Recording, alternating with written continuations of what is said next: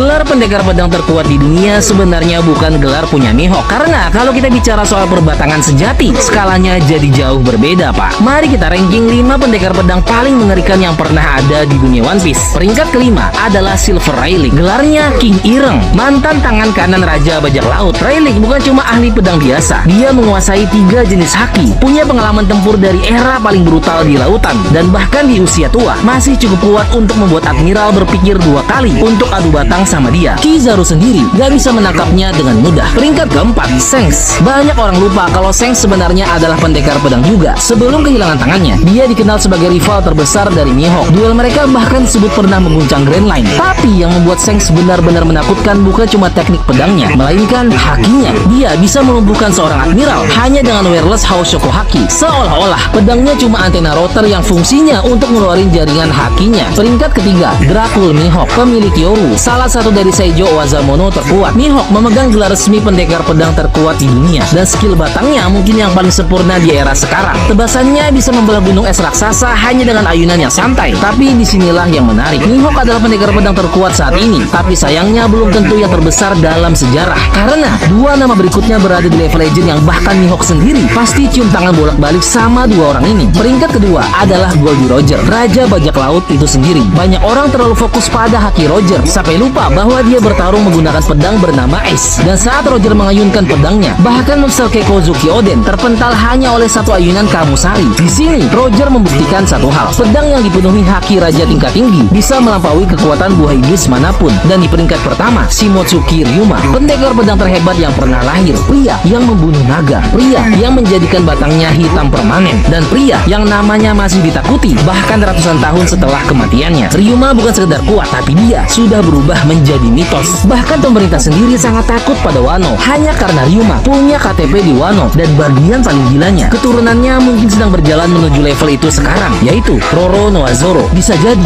adalah akhir dari seluruh garis keturunan Dewa Pedang ini.